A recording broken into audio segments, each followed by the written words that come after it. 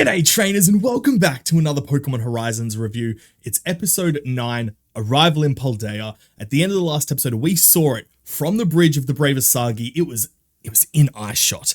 Had through a telescope eye shot, but still through eye shot, and we are now there. This episode kicks off. We have already landed, but we don't get to see it right away. We get a weird little side story about how bad does the Nidothane costume smell, because it starts off with a little Jojo duck. Quaxley, our man, he is not happy. He is dying because the costume just smells so bad. So Dot, that's it. This little mini arc is Dot washing the Nidothane costume, and she leaves it out for like 2 days to dry. So look, should she have washed it earlier? Probably. At least it's washed now. And you know what? It's time for the intro song. So like I mentioned, the Bravasagi has already landed in Paldea, and we get a little bit of an outline. I'll have an image up now, but I scoured this map and I could not find a 1-to-1 replica of where it should be. I found a place close over in the west, but clearly it wasn't. You'll see shortly, we're actually just outside of Mesagoza, but that doesn't add up on any of the maps we've got of the Paldea region. So I'm guessing kind of like pretty much every other region in the games to anime, the maps don't add up. There's going to be hundreds, maybe not thousands, but hundreds of different areas in the anime that aren't in the games. And this is just another one of them. We cut inside of the Bravasagi and we see the main crew. We see Freed, Orla, Molly, and Murdoch all discussing what they need to do first. They understand they need to go shopping, but the main mission, what they're getting paid to do, return Liko to her mother or to her parents, that's got to come first. And best girl, Orla, she shows how much of a sweetheart she really is. She makes Freed promise. She demands that Freed looks after Liko because she's going to miss her. Look, I get it. Liko's an enjoyable character. She's endearing. Got to keep her safe. 100%. We need to keep her safe. As Liko's leaving, so her and Freed have left the Bravasagi, they're on the ground. She thinks she sees Dot looking out the window. We don't get to see, we see a little silhouette. It's not one of those good silhouettes where you can clearly tell who it is. It's literally just a smudge go past a window, but it's clearly Dot. As they're going down though, Roy leaps out. He comes running down the ramp because he wants to come too. And can you blame him? He is a brand new Pokemon trainer in a region he has never been. Of course he wants to go. And after a little bit of convincing, Freed's like, why not? Let's do this. Now they've traveled for a little bit because the next thing we see is giant gates opening and we are inside Mesagoza, the county capital or the capital of Paldea. That's right, that's where the academy is. That's where absolutely everything is. Right at pretty much at the base of the crater, like Area 0. The Great Paldea Crater, is it called? The Great Paldea Crater, I think. And what was immediately interesting is all of the students were wearing orange clothes. So like, okay, looks like it's going to be based on Scarlet.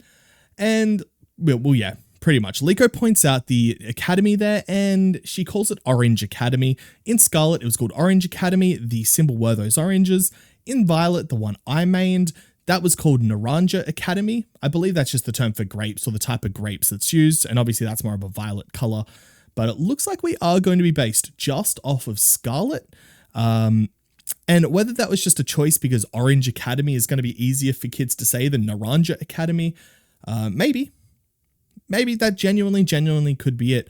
Before we get to expand on that or experience anymore though, Roy is nearly murdered. Yeah. Roy is nearly murdered. A young man on a Cyclizar comes flying past the street. He is riding on that Cyclizar, flying past and nearly takes Roy out. Partly Roy's fault, but I feel like in this instance, you're in an inner city. You, the driver, need to be more aware of the pedestrian. Just like I couldn't just go drive around in the middle of a city and not care about pedestrians, I'm probably going to get in trouble. It was cool though. What's cooler? Cyclizar's cry? It wasn't a regular Pokemon cry. It sounded like a motorbike. Like his cry was like the like it just sounded like a motorbike. It was It was a little lame. It was a little cringy, but I liked it. It was fun. After they recover, though, we see Freed trying to get in contact with Liko's mum, but she's not answering her phone. Ooh, is this going to be a mystery? Has something happened to Liko's mum? Have the explorers gotten to her? No, they haven't. She's probably just at work, which is exactly what Liko said, but her dad is most surely at home. And he is. So they head on over to Liko's house, and along the way, they get to see a few new Pokemon. We've seen some Paldean Pokemon. But what really happens in this time is Liko starts to reflect. She's like, hold on, this is the end of my journey. Freed, the Rising Volt Tacklers, they were hired to bring me home, and they've brought me home. What's going to happen? What do I want? As they're traveling though, we cut back to the Bravasagi, and Dot has done the wise thing and she's washed the Needlefang costume. It's getting hung out on the side of the Bravasagi, and as she goes back inside though, she sees our old man Ludlow, the fisherman. And I'm gonna have to look off screen for a second because I want to quote him, but we get some words of wisdom from this man. What we get from him was hearing a knock. Sorry, I want to do this better. Hearing a knock. Can I do like a Confucius voice? Or is that going to come across as like wildly insensitive? I don't know. Hearing a knock, but not answering is no different from being out. Caring, but not saying anything is no different from not caring. What does this mean? Clearly, Dot is starting to warm up to Liko. Liko's had a bit of an effect on her. The niceties that she was showing her has definitely started to warm up her Grinch-like heart. And like I said in the last review, I'm all for it. I think Dot and Liko are going to have a great friendship. I think Dot is going to become a really great character once she gets to spend time with someone her own age, someone who is just going to treat her nice. Think about it. She's been on the Bravasagi, we don't know how long, but everyone else on there is an adult. Like, we have no idea what's going on. Oh my god. Oh my god, she's Murdoch's niece. Why isn't she with her parents? Oh no. Alright, well that's a theory. Dot's parents are dead. Maybe. Oh god. Yeah.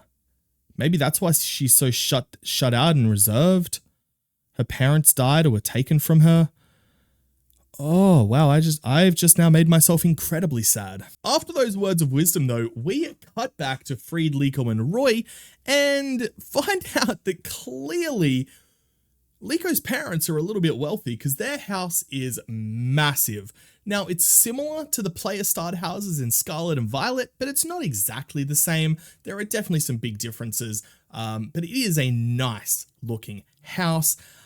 That being said, maybe I'm just incredibly jaded because of how disgusting the housing market here is in Australia. And a house that looks like that you're not getting for anything less than like $1 million, especially with the land they've got. It's just not happening. I love Australia, but our housing market, that's pretty bad. We need to do something about that. Australian government, make me the Minister of Housing. That's my application. Moving on though, Liko is still struggling with what she wants. She's obviously getting closer and closer to her house. They're walking to that front door, but she's struggling with what she wants. What is it that she wants to continue doing? I think it's clear that she's going to continue riding with the Rising Volt Tacklers, but she's going to have to come to that herself. That can't be forced on her. She's going to have to decide that herself. While she was in that little world of her own in her mind, we know Liko likes to go into her own mind to talk to herself and think about things.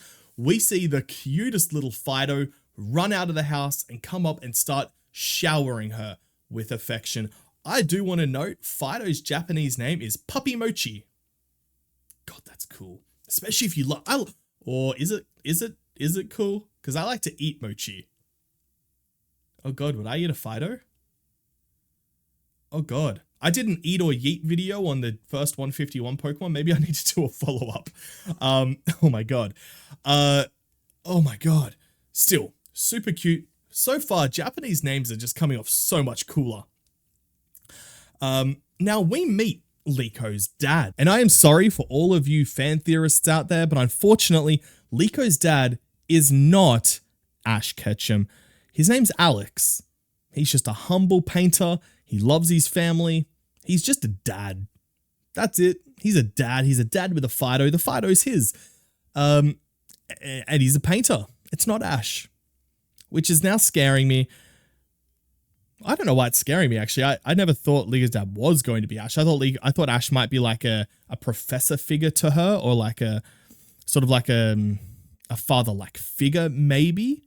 But nope. That was just sort of why. That was just a bit of hope. I don't think it was going to happen. It would have been nice. It would have been very, very nice, but I didn't think it was going to happen. Sprigatito, though, is having an incredibly hard time adjusting to this. She doesn't seem to like that there is another puppy Pokemon. Obviously, Sprigatito's a cat, but another, pet Pokemon that's all lovey-dovey with Liko and Hogator, and she starts to get a serious case of the jealousy. Yeah, jealous. We all know how horrible cats can be. Like, they can be lovely, but cats can be pretty damn horrible, especially try to rub their belly. And now we have got a jealous one that has pretty much access to magic powers. We find out the reason that Liko's mum wasn't answering the phone call, though, is she's on a field trip and she won't be back today. How convenient. It means we are not finding out who Liko's mum is. Is it Dawn? Is it Misty? It's not. There's no way. There's no... Oh. Dawn's mum does kind of look like Liko's grandma. No, it's not. They're going to be original characters. That's it. They're going to be original characters. Wholly original. It's just what it is. Liko overhears her father asking Freed about, how has she been? What's it been like for her? How's she going? And look, Freed's got nothing but positive things to say, but her father then comes back with, how worried he is about her. And I understand that. If my child was going to go off to another country and live in a dorm there, I'm going to be pretty worried about that at all times. So I can understand where the man's coming from. Unfortunately, Liko overhears all of this and she kind of takes a little bit personally. You know how kids are, man. They can't rationalize anything. Her dad's not saying she can't do it. He was just worried about how she was going to go. That's a parent's job. Yeah, that's their job. Whether you like it or not, that is their job. She gets caught, kind of. She bumps into a window and she tries to very quickly pull it off that she was just looking for Sprigatito because Sprig has run off on her. Nyauha wants nothing to do with it. That's how jealous she is. They're not falling for it though. So while she's trying to play it off that, oh no, I wasn't overhearing you. I wasn't eavesdropping. I wasn't listening in.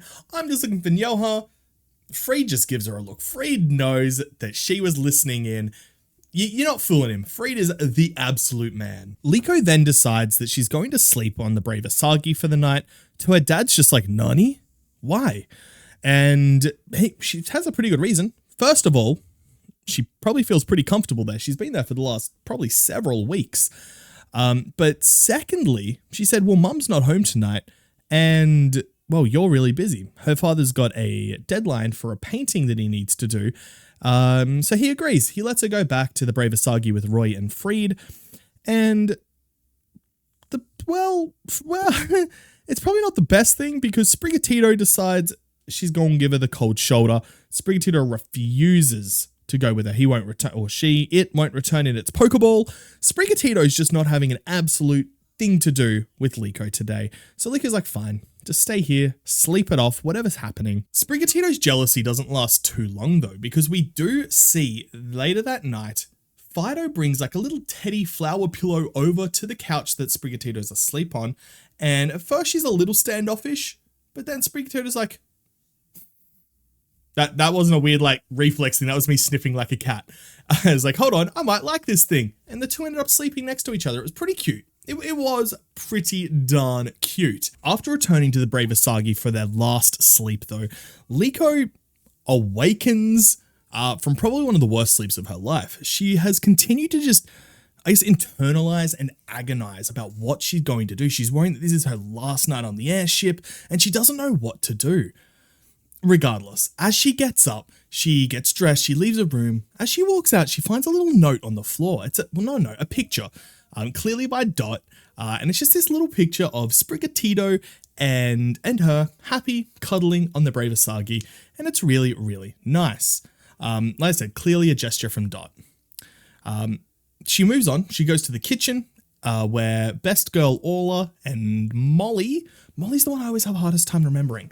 But Orla and Molly are having some coffee, again, relatable. And we get some words of wisdom from her as well. And it's just, don't just do what your dad wants, girl. You got to do what's going to work for you. Do what you want to do. We also then have Roy approach Liko as well, and he gives pretty much the same assessment that we've all got, and that's that Sprigatito was probably just jealous of Fido because the weird behavior started right after Fido ran up, cuddled Liko, and started playing, well, with Hokutor. So yeah, Sprigatito is just a little bit jealous, but Roy assures her, it's probably just waiting for you. And we do see it. Sprigatito is sitting out the front of the house, just waiting for Liko to show up. It is absolutely adorable. As Liko's running away from the Brave Asagi though, she takes a look back and sees the Nido-Thing costume just flapping in the wind. And she's like, huh? What is that? Wait, is that? And she's like, I'm too busy to deal with this.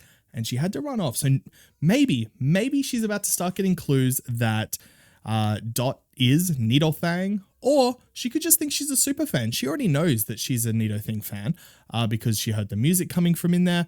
But I guess let's see how long it takes for her to figure it out. We quickly cut back inside and see Fried asking around for Liko, and Orla is like, yeah, she took off this morning. She's already had off. And Fried's a little bit worried because obviously the explorers and whatnot. But he decides he'll go meet them at their house. We do cut to see Liko in town. She's picking up some matcha cakes, as we learned in the last episode, or maybe the episode before, or maybe even before. It might have even been earlier than that. About Pokemon flavors. That Sprigatito loves matcha flavors. It loves that bitterness, and that's what she's going. She's going to get us some cute cakes and restocking her dad's coffee. I hope when my daughter is Liko's age and she goes to the shops, she comes home with coffee for me. That would make me happy. That's all you need to make me. I'm very simple to make happy. Let me have some coffee and just have a chat with me. That's all I need. That's all I need in my life. As though Liko is running back to her house or walking back to her house with the coffee and the matcha cakes, a wild Lechonk appears. Lechonk. I'm so happy. It's the first time we've seen Lechonk in the anime, I think. Oh god, actually I take that back. Maybe it won't, maybe it's not. But we see Lechonk and he wants that bag. He can smell the matcha cakes. He can smell the coffee beans and he dashes at Liko. And this is a fast Lechonk, man. This is a quick Lechonky boy. Unfortunately, Liko drops the bag. Lechonk picks it up and bails. Liko in hot pursuit though. Liko is chasing after this little pig Pokemon. She wants it. Somehow sensing that Liko is in danger, Sprigatito sprints into action and heads off to try to find her. Luckily enough though, Sprigatito gets there just in time as Lechonk decides to stop running and stand and attack and just launches a tackle at her. Sprigatito is just too fast and too strong, and one swift attack was enough to intercept and stop any damage happening to Liko. They then engage in a very short battle where Lechonk chucks in probably a quick attack, maybe an agility maybe, or maybe it was just a very fast tackle. But of course, Sprigatito jumps in with that lightning speed. I can't remember what it was called. Oh no. No, it was lightning speed, the quick attack. And quickly one-shots this Lechonk. It had absolutely no chance at surviving this attack. They continue, and after returning home, she obviously gives her father the coffee and everything, but the more important part, she delivers a very heartfelt speech about how much she's grown, how much she's developed and just matured in this short time since getting Sprigatito, since joining the Rising Volt Tacklers and being on this journey. And this is when she begs her father to allow her to continue on. Her father says yes. As a parent, now I might be a single parent now, but as a parent, if I agreed to allow one of my children to go travel the globe without even talking to their mother, I'm telling you, Alex, Liko's dad, he's sleeping on the couch for a very, very long time. He is in the doghouse. He's sleeping with Fido for the rest of his life after that one. We then see a quick Nido-Thing video, and this was an interesting one because it actually had me thinking for like an hour, and it's all about Pokemon natures. And Nido-Thing said, some Pokemon evolve differently based on their nature. And I'm sitting here racking my brain. I'm like, oh my God, is this a new gimmick that's getting introduced? I've never heard of a nature-based evolution. I had a tweet ready. I had a screenshot and a tweet. I was about to tweet at Pokemon. And I'm like, what is this? What are you foreshadowing? What's going to happen? And then I'm like, wait. Toxel. Toxel will evolve into its amped form or its low-key form, depending on what its nature is. So it's not new. Unfortunately, it's not new. I just freaked out and forgot. Apparently, I'm not, amazing at Pokemon, no matter how much I like to claim that I am. Yeah. Freed and Alex continued to talk while that Nidothing video was playing, and we just say, would they bring up what Roy's goal is? And he's chasing down, obviously, the Black Rayquaza. And Freed's like, have you heard of it? We've heard that it was sighted in Paldea. Have you seen it? And he's like, no, look, I've drawn a picture book about one once, but I've never actually seen one. And then he's like, well, hold on. There is an artist named Colza over in Bol Town. I think it was Bol Town. Bol Town, who's recently said he's seen a rare Pokemon. Maybe that's it. So after hearing about this Colza artist in Bol Town, Freed's like, we have to go investigate. That could be the Black Rayquaza. We see them packing up. Freed is on the back of Lizard on his Charizard, and Liko and Sprigatito, Roy wasn't there, Liko and Sprigatito in his arms, flying away. And that was it. It was just a nice episode. We obviously debunked Ash being Liko's father. We can't do anything about the mother just yet, but I'm sure we'll figure that out. We got a bit of a flashback to the grandma, but it was the same one we saw a few episodes ago, maybe back in the first or second episode. And it was just the same one. Apparently she had a bit of a knack for adventure as well. Guys, seriously, let me know, what was your favorite part of this episode? I thought it was a fantastic one. But I love this sort of thing. I love a little bit of world building. I love some character development. Yeah, that's just what I like. Peace out. Have a good one. I love you.